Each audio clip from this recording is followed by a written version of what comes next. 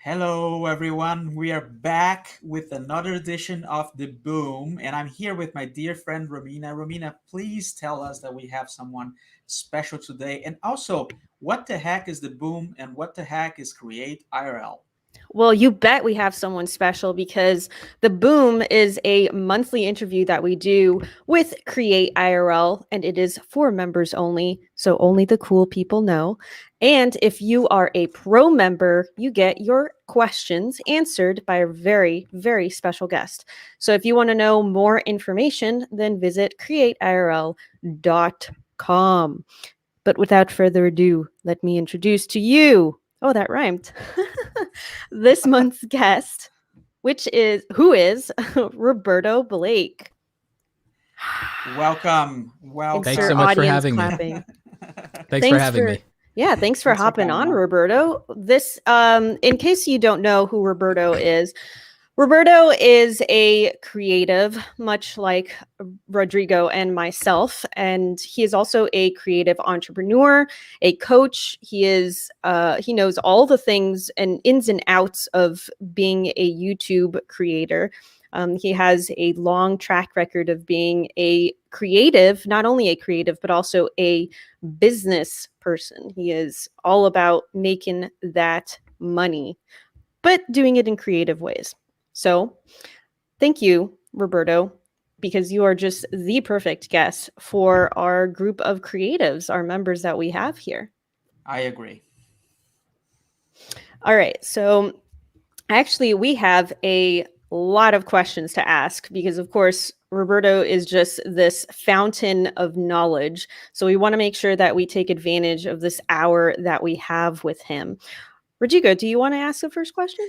I do. I do. I want to preface it by saying that I, I I think we're living in a time where YouTubers are showing a fantasy world. Like anywhere you tune in, you're seeing this creator's new Tesla, this creator's new home, this creator's new this and that, and all these cameras.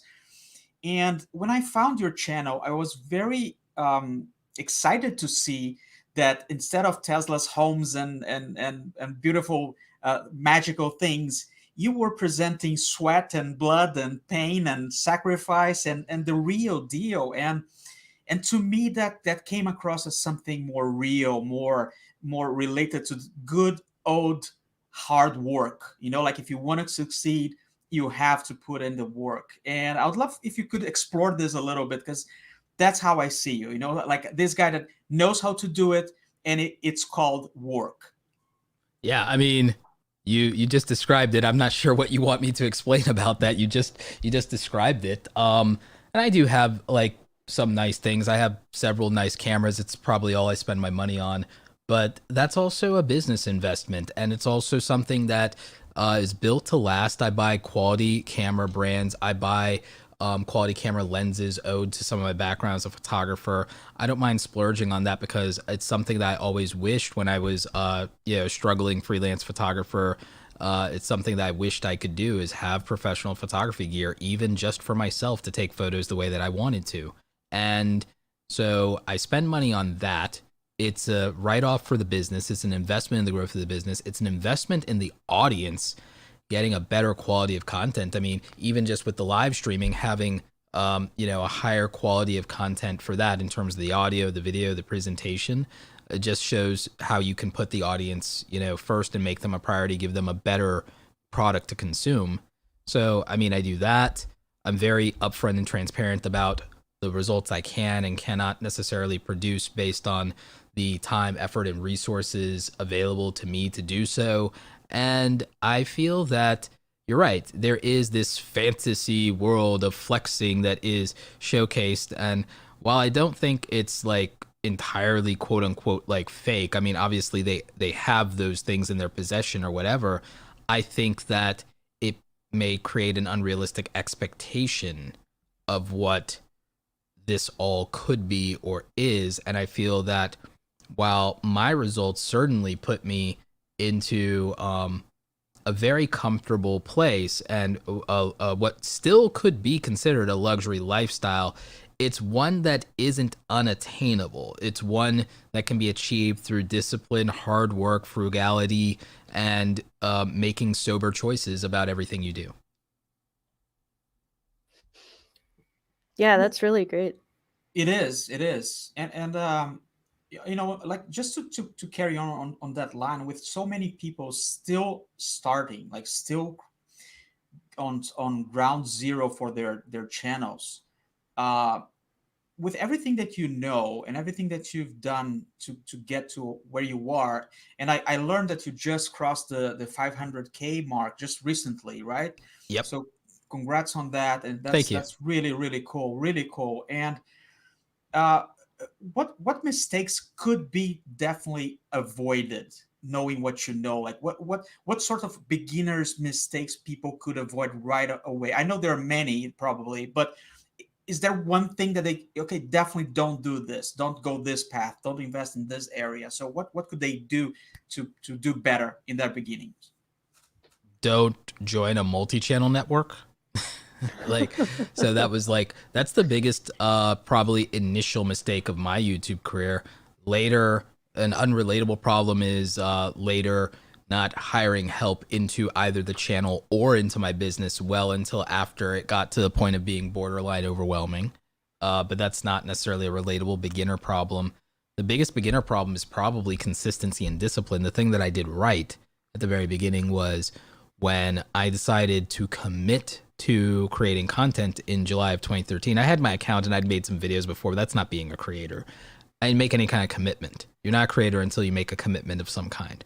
I'm not telling you have to make a commitment of, oh, I'm going to post every week, but you have to make some kind of commitment. And for me, it was the weekly uploads. So when I decided to do weekly in 2013, the result was in 11 months, I had 10,000 subscribers. But that wasn't a goal I set. That was just an outcome of the work that I did, the way that I was doing it, by being consistent and kind of focusing on one area where I felt I could add value, real value. It was more about the audience. It wasn't about me. So I was putting the audience first and I was putting the quality of the product first. I was only obsessed. Everyone's like, I want to grow. I want to grow. I just wanted to make stuff that didn't suck because I didn't like my on-camera presence. I didn't like the sound of my voice. I didn't like my delivery. I didn't like how the audio quality was. There was just so many things that I just wanted to be better. It's the artist, the craftsman in me, just like, again, the photographer in me. Like, just as a craftsman, I wanted to actually look at something I was making with pride, not because, oh, I made it, so I'm proud of myself. Look at my thing, mom. Like, no, I wanted it to be worthy. I wanted it to truly be something respectable and something of the caliber of the things that I enjoyed seeing from other people and things I respected. So I wanted it to be on equal footing. I wanted it to be something that was deserving of success and deserving of an audience. I was actually mortified after a year to have a 10,000 subscriber audience because I still didn't feel what I was making was presentable. Right. Yeah. The audience decided otherwise, but I didn't feel that way. Yeah. I think it's interesting that you talked about making a commitment and not, very like a specific type of commitment, but just a commitment. I think that that actually ties in well with one of the pro questions that we got. So we got this question from Otto, one of our pro members. I experiment a lot, but expect to narrow down into my niche of choice in the future. How fast, slow should I reform into my intended line of content, and what approach? I believe you can seed. I believe you can seed those things, and I believe that if the content is evergreen in nature, then it's fine. People sometimes criticize or call me out on like the fact that I say don't do variety content, and yet I kind of do variety content. But I'm telling them that the things that they want won't necessarily be achieved by the methods that they are wanting to deploy, because they want different things than what I want. What I want can be achieved by the way that I'm doing it, but it will mean I don't care about things like a view to subscriber ratio. It will mean that I don't care about clout or fame or some of the things that they want, because I'm almost 40 years old now. I'm going to be 37 this year. I make this point to say, Otto, my thought is that with regard to experimentation, it's fine to do that for as long as you think you need to understand what it is you're trying to achieve and how it can be achieved. So there's not a time limit on experimentation unless you have expectations of where you want to be. So if you have no expectations, you're free to roam for as long as required. Let's say we are on top of this question from by Otto. Let's say a new creator is it's trying to kickstart his channel, and just to make this practical, and that creator likes like many of us, likes photography, but also likes tech, also likes bags, and also likes productivity. Well, those They things are could. at least interrelated to a culture and to a career pathway. So that could make sense because you just described Peter McKinnon or Maddie or any number of camera channels, and that would be fine. Or even Sarah Dici, that would be fine because there's overlap in those. If you own a camera, it stands to reason that you need a laptop to edit in a mobile friendly way, and it stands to reason that you need a camera bag. So that from a consumer standpoint, you're going to go to Best Buy or Amazon for all those things. So it's fine to have that on the same channel. That makes sense. Right. If you're doing creative work, it makes sense to also think about productivity. So that makes sense. So as long as something, you don't have to be so narrow as to, oh, I only do this. People think of niching down in the wrong way. They're thinking of, oh, I can only talk about this versus here is the culture that I'm playing in. Here's the lunch table that I'm sitting at. That's all we're talking about. We're talking about an audience's expectations being met because they signed up for a club that has certain things that it does, certain games that it plays, certain rituals it participates in. Okay, if you're deviating from the established rules of that club, you can't expect it to go well. That's just how life is in general. So if you're going to pick a niche, you're essentially signing up for a clique. And you just have to understand that.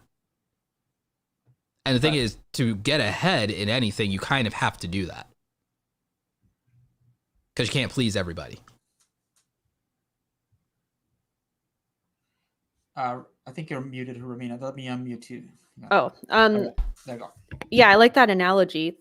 I also like what you said to Otto regarding like it's okay to experiment, um, uh, and as soon as you have some an intention behind it, once you have a goal to make sure that the content and the art that you are creating aligns with that. And I think that's that kind of brings up kind of a good point and another question that we actually had, which is making money a good enough reason to start? Is it the goal? Like, should it be the goal? So even making money has a why behind it. Mhm. So the thing is, my thing is, I'm not like other people that will shame you for like wanting to make money or that being what motivates you. As someone who didn't come from money, I'm like, I know that it matters. It's like, having money isn't everything. Not having it is. So, that would matter. So my thought is, but okay, why do you want to make this money? And then like realistically, what kind of money are we talking about realistically? Because there's if you're specifically trying to be, is this question from the perspective of a content creator or a YouTuber? I guess both, because Yeah. like if you, I guess that like if you think about those Content people creator who, is a career, YouTuber is an identity. What about all right. What about just a creative individual in general? So for a creative individual in general, for a creator, not necessarily a content creator, but a creator, for a creator who wants to make money, like, are we theoretically, what level of money are we theoretically talking about? Like making a living? making Is that a what we're living, saying? yeah. Okay, so making a living. Are we making a living working for a company, or are we independent? Let's say independent. If we're independent, we need to make more money than we'd make working for a company. because if we're independent, we have to pay all the taxes and we have to pay all the health care and we have to pay all of our retirement and we have to have a cushion. So if we're independent, we have no support. So technically, we have to make double the money. If we're not independent, we can make $55,000 a year and be not only comfortable, but be maybe safe, theoretically safe. If you're independent, and I know people won't like this answer, if you're independent, you have to make $100,000 a year. You have to. And I know people are like, well, what if I don't live in New York or California? I don't live in New York or California, but I believe to be independent and to be safe, not comfortable, not getting by, to be safe, you have to make $100,000 a year as an independent person. So then you have to realistically look at, okay, so what's that going to demand from me? What's my path to that? How am I going to do that? And the thing is, if you're not a self-disciplined person, you can't do that independently. Like, and that's not for me to be negative or be gatekeeping. That's a warning. That's a warning because if you're independent, days off are a luxury item, not because of toxic hustle culture. If you're independent, days off are days that if you haven't set yourself up correctly, you're not cash flowing, which means that you're not adding to your security blanket. You're not adding to that stability. You don't have the protections and benefits of an employee. You don't. And to make the extra money to have some insurance benefits or some accident insurance or death benefits for your family, if you need to do that, that's out of pocket too. So that's another premium. That's another payment every month. That's something you have to think about. So cash flowing is the problem for most creative people. And it's a problem because creative people then tend to be creative services people. They have a self-employed job. They don't have a business. You can be an entrepreneur and not have a business. You could be an entrepreneur vis-a-vis self-employment because you're a solo entrepreneur, which is most people's first creative step, which was mine. But when your business relies 100% on your participation, it's just that you gave yourself a job. You're self-employed. Right.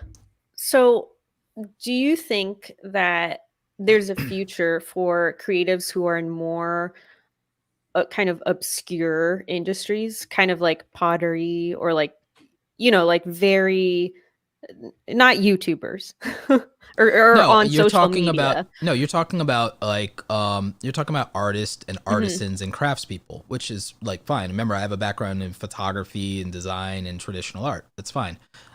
There's a future for them, but it's actually about roughly as challenging as becoming an actor or actress or a musician, in some cases more so, because the issue is it being scalable and you being able to live off of that exclusively, which is why I don't necessarily think the goal should be to live off that exclusively. I think the goal should be to be profitable enough to do that and not worry about money. If I was doing sculpting or painting or pottery or even photography, to be honest with you, in fact, actually, we can use photography.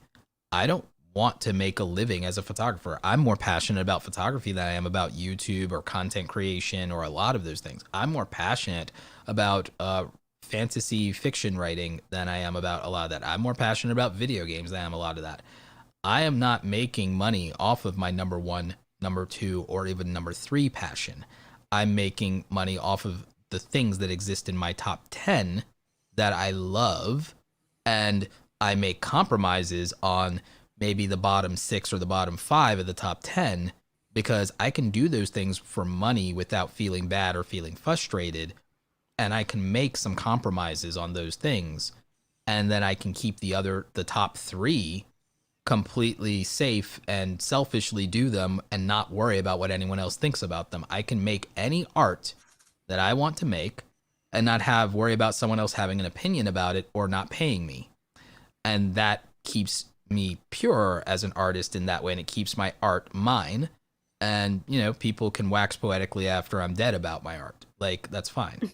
But in the meantime, what's producing my stability, my comfort, and hopefully eventually generational wealth for my family is going to be things that I don't despise, that I do enjoy, but that I'm actually very, very good at. And then things that I'm very passionate about, I don't have to worry about how good I am at them. and then end up being frustrated because they don't provide what I need. Do you think That's that's how you that? balance pragmatism with passion.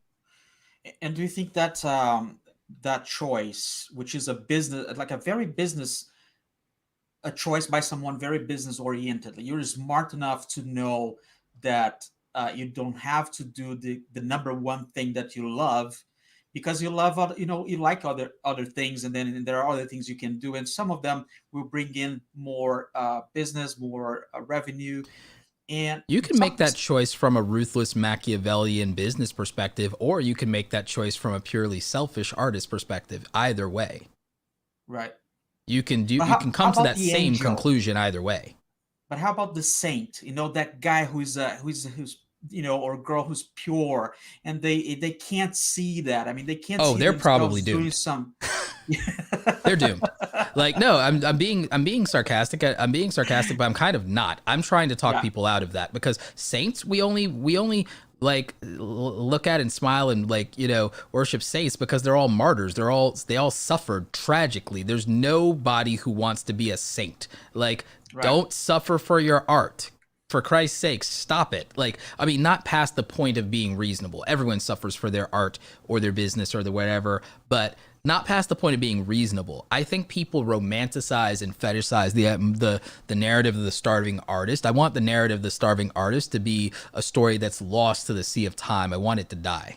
Like, I don't think there's anything Right. romantic or anything noble about the plight of the suffering, struggling artist. It's like to me it's silly that it's romanticized in the way that it is, because it's like that just sounds horrible. That, like, why would anyone choose that? It's like Right.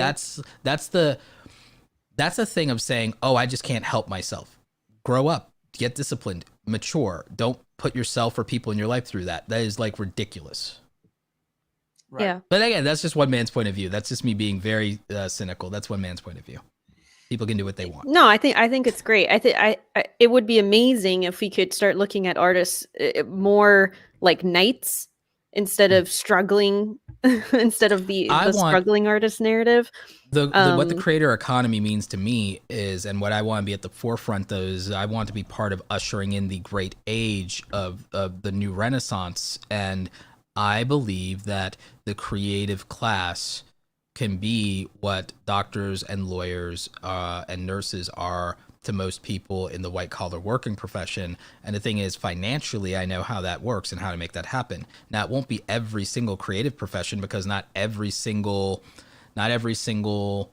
white collar or clerical profession yields success or independence or financial freedom either. There are plenty of people who have PhDs and are poor. There are plenty of people not every doctor is rich. There are 900,000 doctors in America currently. They're not all millionaires, and they're not all out there driving Lambos and Teslas. There are 3 million nurses. They certainly, even combined with their 3 million, don't make the money that the 900,000 doctors do. There are 1.3 million lawyers in this country. You know what the majority of them are? They're public defenders who don't get paid nearly enough to be able to even offer a lot of people a good criminal defense. A lot of them also aren't necessarily criminal lawyers. They deal in civil things, tort, other things, business law, so on and so forth. And it's not glamorous, and they're not making 6 or 7 figures. They're making about roughly the same amount of money, at least lifestyle wise, when it all comes down to what they have to maintain for their profession, as if they were the manager at a Kroger. So it's not like, people don't understand, what is and isn't real. Meanwhile, there are photographers. Not every photographer is a starving artist in their mother's basement. Some of them are traveling the world and crushing it when the pandemic isn't. And they're wedding photographers that make $10,000-$20,000 a gig, and they're in demand, and they do 5 gigs in the summer. They have a wait list, and that's that. And they take whatever gigs they want. They turn down others. There are YouTube content creators out there that do very simple content and make $10,000 a month, even without being massively famous. There are also YouTubers with 1 million subscribers whose heyday has passed, who are either living off of their investment portfolios or doing day trading, or they're broken. They've left social media and gone back to doing a quote unquote regular job. So I want people to understand that the opportunity and the rise of the creators is something that I believe in and is happening, but I don't think it will happen in the way that people hope if they keep romanticizing it instead of realizing that in order for us to compete in that arena and be at the same level as a doctor, a lawyer, a nurse, a radiologist, we have to look at our industry and stop looking at this thing that we call our passion as something other than a career, because it is. Wow, that's a fascinating topic, and I think it's one that we could go on forever here, because I there's so much that I would like to explore, but because of the time, and still to stay in the money um, area, I would love to get your input on crypto. What do you think of this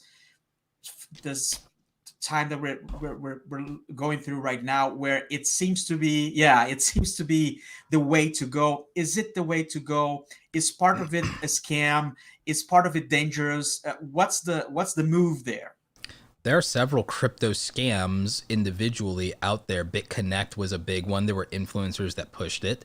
There are YouTubers, unfortunately, being hacked every single day for their channels to end up being live stream crypto scams against their audience. There are people being impersonated in Instagram, having their their followers. Some of them, it's the far minority, but it's enough of them being duped into thinking that their favorite person DM'd them and wants them to be successful, and then is getting them involved in a scheme. Like, so there are scams out there, and crypto is so seductive, and it's something that a lot of people are excited about but wildly uneducated about, and people who have been uneducated about it have still managed to make so much money and scream it from the rooftops that people feel like they're missing out. So they're being taken advantage of, and that's real. That is happening. So there are massive crypto scams out there.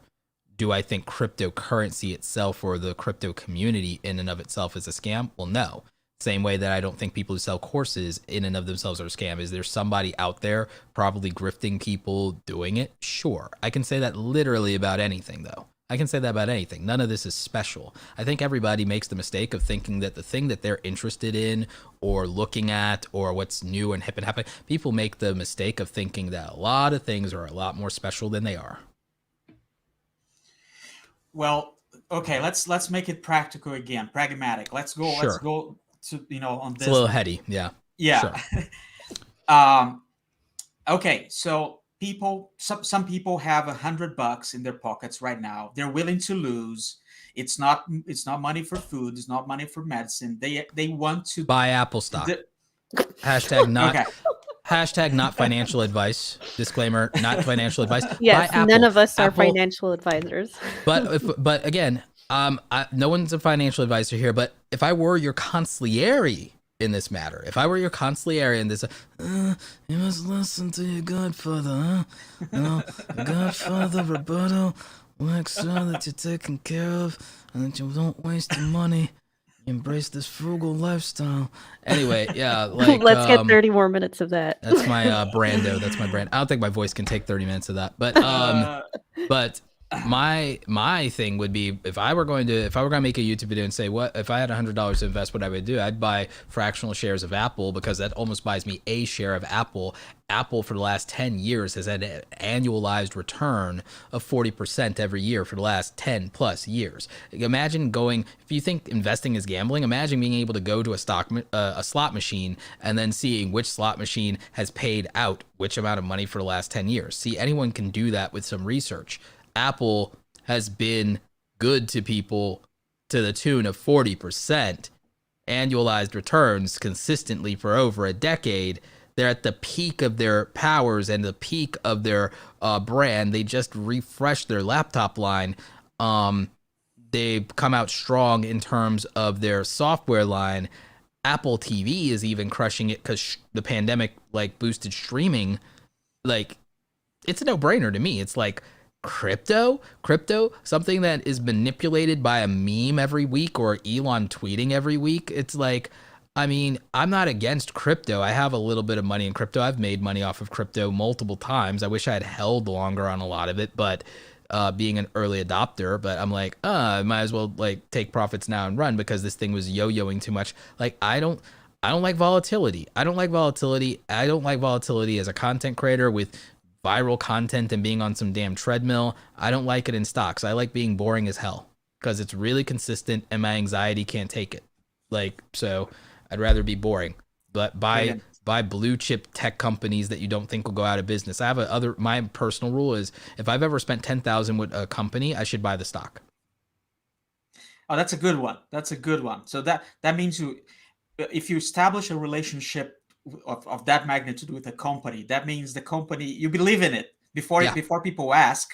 You already believe in it because you're buying from it. Like you're making a relationship, a commitment. Yeah. So that's a great one, man. That's a If great you one. bought if you had invested last year in January instead of buying the new iPhone 12 or whatever, the maxed out iPhone 12 for like over $1,000, if you had put that same money into Apple last year, or if back when you bought the iPhone 10, if you had bought the iPhone 10, instead of upgrading every year, if you had bought Apple stock, held onto your iPhone 8 or whatever, by now that money would have turned into like $3,000. You would have tripled your money since the iPhone 10's released. If you just bought Apple stock instead, you would have That's more than just tripled your incredible. money. You would That's have just more than incredible. tripled your money. So like when I think about that, and I think about consumerism, when I think about crypto as FOMO, when I think about crypto as FOMO, there are people, yes, if you're playing with it, if you want to throw $100 into Bitcoin or Ether, have at it, Hoss. I've done it too. I don't do any diamond hands BS. I don't believe in like toppling the establishment. We're gonna have government currency for the remainder of our lifetimes. Get over it. You're gonna have Wall Street. You're not gonna beat the masters of the universe, so get over that too. And again, I understand that things can and be better and that some of them should change, but I'm also realistic about I'm almost 40 years old. I've seen every sort of like populist kind of thing happen or every great dramatic change, and what I believe in and what I believe change comes from technology, and it comes from the private sector. It doesn't come from anywhere else, because ultimately what's been proven through human history is that our power lies in our tools and our sorcery. That's the only reason we worked our way up the food chain, was by cheating through innovation. Okay, we don't have fangs, wings, or claws. We're screwed. So what we did is we figured out how to cheat, and we'll always figure out how to cheat. We will always figure out how to science and magic our way out of everything. And that's what I believe in. So I believe in technology to bring on reforms and change and revolution. The democratization of everything we have is a result of the private sector getting us to a place where everything becomes cheaper and affordable. The success I have today is because my grandmother was willing to go into debt to get my family a computer when I was 13 and when they were massively expensive. Meanwhile, today, every phone and every $300 laptop that anybody can have is better than the computer that 20 something odd years ago built the foundation of the skills that gave me a multiple six-figure career. So Right. the good news about capitalism and the private sector and technology and all of these greedy tech giants is that on a long enough timeline, they disproportionately benefit everyone at the bottom, because the resources for the creative people, the innovative people, the disciplined people will put into your hands a phone more powerful than the computer that produced Jurassic Park in 1996. That's incredible. And anything that involves sorcery is seems fun to me. So let's move that way. Let's change lane a little bit, because this Sure. topic of investment brings me a lot of sadness. Because last time I asked Romina for some hashtag financial advice, I lost $140. Wow. So let's not All talk right. about it Don't anymore. Oh, you even. should have you should have asked your consigliere. You should have asked your godfather. You Should have asked your see. godfather. That's what's going to happen from now on. We're gonna do sorcery somewhere else. So our pro member Michael is brings up another hot topic, which is Clubhouse, and now Twitter doing Spaces. How do you think this battle is going to go down? Is Twitter? I mean, Twitter is it's just a monster, in comparison. So is Clubhouse kind of just gave the recipes to Twitter, so Twitter can do what Instagram has done with Snapchat? People are mad at Facebook and mad at Twitter, and Clubhouse as an independent platform has its own culture and feels a lot more free. And to be real with you, people don't like Jack Dorsey and people don't like Mark Zuckerberg, and that makes a difference. It does matter. It does matter when people don't like the CEO of a company. There's a culture in Clubhouse, and people want more platforms. They want more choices. They don't want to be locked into the big five forever beyond the point that they already are. So we do want some viva la difference. Now, the thing is about Clubhouse is they created a niche thing, and they're exclusive to that niche thing and that culture. Whenever something specializes, it wins, and it wins on culture when it specializes. And the major platforms have inundated themselves with so many appendages and have become like forearm freaks that people are frustrated and don't even know what to do or how to use them. They become too convoluted. Like Instagram, I love Instagram, but it's too damn convoluted now. You got stories, you got reels, you got IGTV. Like, geez, what if you just want to post photos to your feed and have stuff that looks pretty and be a photographer, like, or do selfies or whatever? Christ, like, it's too much. And now they've made their UI horrible and didn't learn from what happened to Snapchat when they did that. Like, so I feel that platforms are driven by the culture of the consumer base. Even Periscope, like, to some extent, even though they had to kill Meerkat through the API in order to even win as far as Periscope when Twitter acquired them, because Periscope had a desire for everybody to show the world and to use the front-facing camera, whereas everyone wanted to broadcast themselves and they wanted to talk to people. So the culture ended up forcing their hand in terms of relevancy. They forced the consumer by forcing out a competitor. People don't like that anymore. Then the reality is Clubhouse is doing it better. Clubhouse is listening to their users, and they've also created exclusivity, which is actually beneficial in the early stage of a platform. And holding on to exclusivity actually benefits you long term, believe it or not. Ask Apple and its ecosystem. There is a value to exclusivity, and I know it makes some people. I know there's a conversation to be had about inclusiveness, but those things are not. They themselves are not, ironically enough, mutually exclusive. Because the thing is, you can have, and people are making inclusive alternatives like Twitter Spaces and like Stereo. Stereo is a direct competitor to Clubhouse. How's that going for them? It's not. Anyone can join Stereo, and for the most part, anyone can join Twitter Spaces, and yet they are not getting the adoption and momentum of Clubhouse despite its exclusivity. And I don't think it's only because of its exclusivity. I think it's because of culture, and I think it's because of the desire to not be beholden to the big five indefinitely. And I don't think people want to just go all in on Facebook and Google and Twitter and so on, which is why I think TikTok is winning, and I think that Clubhouse will win.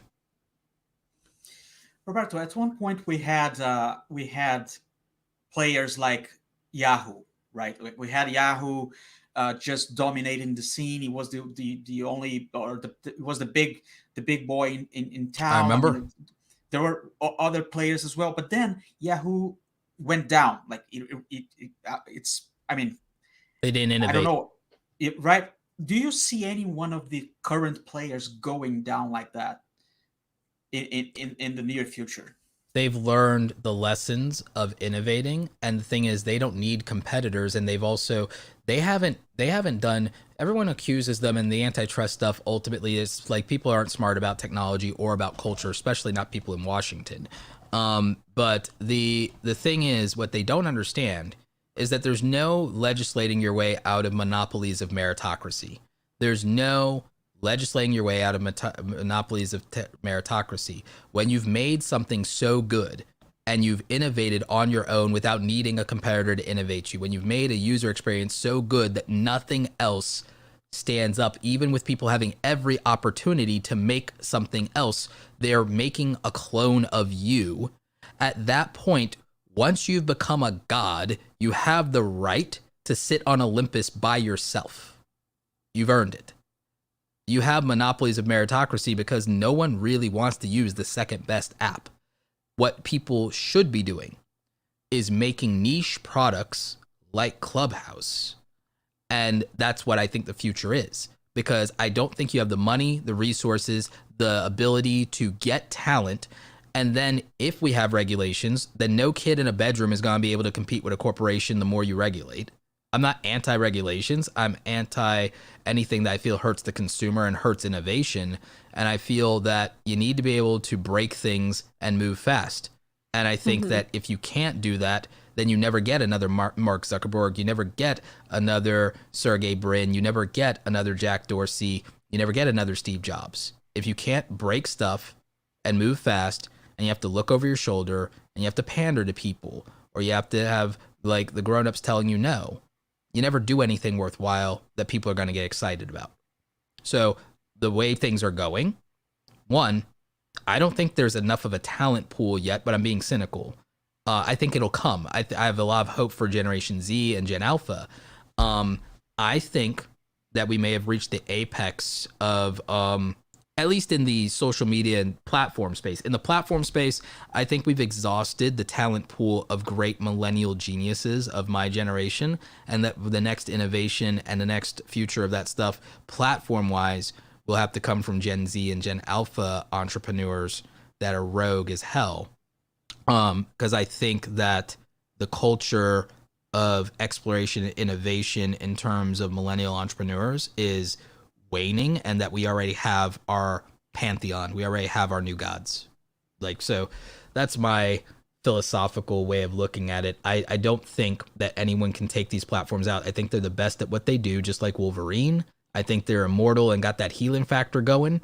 And I think they've got too much momentum, like the Juggernaut. Always coming in hot with the references. I try. Speaking of being an expert on things, Roberto, you have been so kind and generous, I would say. But in a way, it comes from selfishness too, because you have this this desire to improve the world on a massive scale. And so because of that, you have been coaching people and helping people. You do one-on-ones, you do lectures, you have your Creator Academy, in which you help people with their YouTube channels. And their businesses. We do more than YouTube stuff. Like YouTube that's is just actually a tool. Good to know. That's good to know. YouTube's just a tool. Right. So we actually have a question from one of our pro members regarding coaching. Okay. And our member Joshua asks, what are some tools that you would recommend using for starting a coaching element of your business? So that's a great question. And in fact, actually, in some of my business videos, I don't make people think that I'm a YouTube coach, and I have a YouTube coaching component of what I do. But what I really am teaching people is how to build brands and businesses. That's why my YouTube channel's banner says the future of the creator economy, not YouTube tips every week. Like, it's the future of the creator economy. YouTube is the second largest search engine in the world, the single largest video serving platform in the world. It's one of the only platforms with over 1 billion users. It has 2 billion monthly logged in users. And it's one of the singular largest online education platforms that's ever existed because of its free nature, its search engine, and its relationship with Google. All that being said, with coaching and tools, I actually have a video coming out about this soon. Probably like 10 main tools that I use that my business revolves around. StreamYard is one of them. Zoom is another for the individual calls. Calendly for managing the back end with my team, Monday.com. Obviously my Google Calendar, Google Drive, all of that. My web hosting platform for my coaching and business services is Kajabi. PayPal is my payment processor along with Stripe. So I take both for payment. Excuse me. And I also, for operations and payroll, I use Gusto. For what else do I use? I use Slack for internal team communication. And also, obviously, I use Facebook for the membership private group. So we have that. I also sometimes will run Facebook ads, Google ads as well through YouTube. but only against my own audience. Actually, I don't poach and promote to other people's audience. I market against my own community. So those are the coaching tools that I really use, and I think they're strong. Oh yeah, I also use Canva for presentations. I'm an Adobe Photoshop guy for everything, but for presentations, Canva is really quick, and my team uses it as well. So we like that. That's a nice list of tools, actually. That's really useful. Yeah, Do I have you a do video you, coming out about it. do you feel like your entire business would just fall apart, like your whole world would just fall apart if you didn't have access to these tools? No, because I actually made things work without some of them, but like there's some that I'm more dependent on than others, but it has more to do with the experience that I want for my customers. Mm. But there's always know what an alternate tool or alternative tool is or would look like. But for me, it's mostly about just giving the best experience to my customers. And same thing I do with my audience. Same reason I buy expensive camera gear, even just to do live calls and things like that, or microphones, is it's about just creating the most value and the best experience possible. Yeah, there's I think that it's kind of easy for people to get hung up on which tools to use, and they kind of go You off could to do the a side. website. And You could do a website. PayPal and Stripe are free, and you could Mhm. process payment through them, but just host it on a regular website and web page. And then you could have a free Facebook group and coach in that Facebook group. StreamYard is free. Right. Zoom is free. Yeah. So really, it's just a matter of the fact that I prefer to use Kajabi for hosting the course material. But if you're not doing course material, or you're not doing a training dashboard, because people who coach with me, they also get lifetime access to some material for do-it-yourself training. We're trying to actually even expand and extend that further, and even make some stuff that they could literally print out workbooks on their own. You know, I'm not going to ship them a workbook. I'm not going to pay for that, but like they can print it on their own and use their own printer ink. But I digress. My point is, aside from the convenience of scheduling, automating, and managing the user information, the main thing that's a cost out of all of that is just having Kajabi or Teachable. But aside from that, if you're just doing coaching calls, you don't necessarily need Kajabi or Teachable to do the coaching calls. You could have a website, $5 a month, take payment on a landing page with PayPal or Stripe, and call it a day. And have a Facebook group and use Zoom and StreamYard for free with a watermark. Cool. Hey Roberto, just to wrap up the future of things, it seems that one of the tech areas that's been coming up more slowly, it's also one of the most fascinating, which is VR. Where do you think we're going with that? I think mixed reality is more likely than wide user adoption of VR. VR has some interesting applications for me in medical and military, which is the way I think will scale the technology's innovation. But in terms of mainstreaming it, the idea has been to mainstream it through gaming. I don't think that that's as viable as mixed reality being mainstreamed instead, or even AR being widely adopted, which has also been done partly through gaming, examples being Pokemon Go. But AR can be mainstreamed through accessibility for people with different living conditions and needs. Even something as simple as diabetes. If you have AR glasses, then you can see the world in the context of the food options that are healthy for you as a diabetic. If you have an allergy, you can see the world through the lens of the food options that are available for you as someone with an allergy. In terms of accessibility, if you have a disability, you can see the accessibility options for someone with your needs and see the world through your lenses, literally as the world suits you and what is going to fit your needs the best. So I believe that AR adoption is the most practical thing, as well as mixed reality, with VR being bronze medal in the race. Like, that's just how I see it from a practical standpoint. But VR will be innovated because of the medical and military applications of VR. I see. I see. So more than entertainment, more than just fun. Well, think about the implications of VR for medical and military. It's far more practical and cost effective to scale that than consumer and or the consumer side. So the thing is, from the private sector point of view, it's like that's where the money is and would be almost limitless money, and also it's where the most need to push the technology would come from. So that's where the demand is. It's one man's point of view. Wonderful, wonderful. The future is definitely interesting. And with that, guys, before I wrap up our the boon today, I really want to thank Roberto. Roberto, I was a great admirer before I met you, and after today, I'm even more of a fan. It's been a pleasure to have you here, and the good news, guys, is that we are preparing a special event with Roberto. So we are working out the dates. We are preparing the best time for it.